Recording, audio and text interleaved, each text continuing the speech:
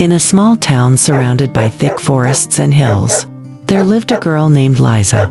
She was only 6 years old and the only child of her parents. Her mother worked as a nurse, and her father was a firefighter. Due to their constant work, Liza often played alone. She was curious and dreamy, loved fairy tales, and stories about animals, especially dogs. On her 7th birthday, she received the most desired gift, a big black Labrador named Ralph. He was almost like a stuffed bear, only alive, soft, warm, and always by her side. Ralph quickly became her best friend, a shadow who followed her everywhere she went. Near the town was an old forest. Her parents strictly forbade Liza from going there alone, saying that one could easily get lost. Liza listened, but always dreamed of finding out what lay beyond the wall of pines and oaks.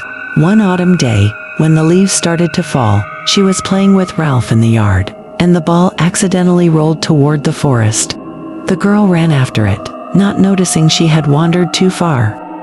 Ralph ran after her. Liza wasn't afraid because her protector was with her. But soon, she realized she didn't know the way back. The forest grew darker, and the branches creaked.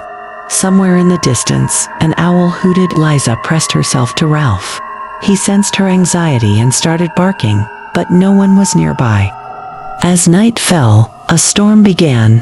The rain poured down, thunder rumbled, and trees bent under the wind. Liza was freezing. Ralph wrapped her in his body, warming her as much as he could. He stayed awake all night, listening to every sound. Once, he pricked up his ears. Something was moving nearby. He growled. A coyote was approaching. The growl of Ralph made the predator stop, but it didn't leave.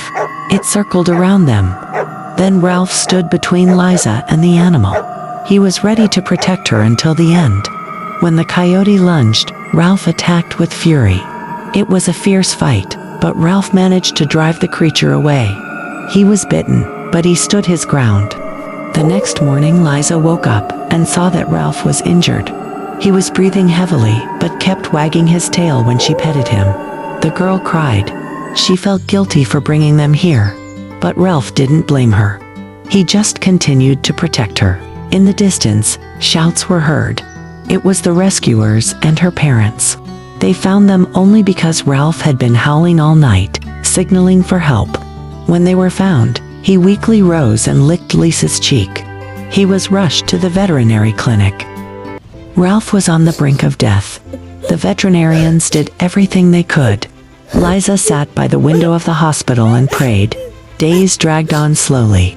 Sometimes it seemed like he wouldn't make it. But one morning Liza heard a familiar snort outside the door. It was him, alive, weak, but happy. His tail was wagging on the floor when he saw her.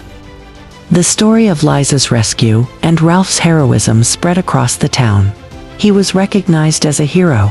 Local school children drew his portrait, and his name was broadcast on the radio. A plaque was placed in the park. Ralph, a loyal friend who saved a life. Years passed. Liza grew up, but Ralph still walked beside her. They became a symbol of friendship and loyalty.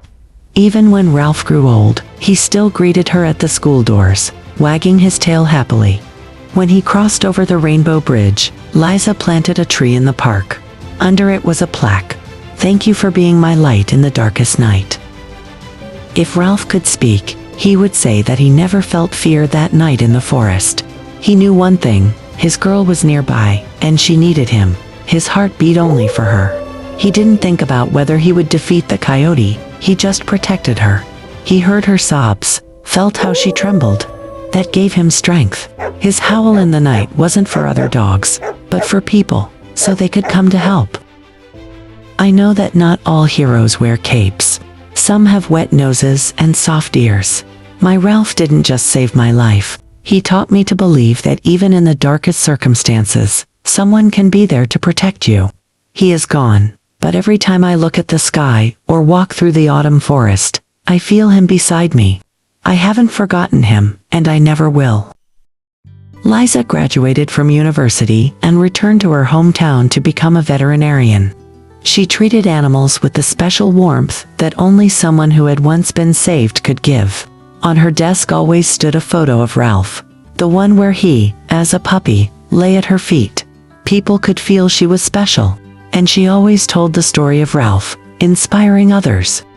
In the park, under that very tree, children often sat, and one day, a little girl with braids asked Liza, "Is it true that a dog can save a person?" "Not only can they," Liza smiled, "they can save an entire life."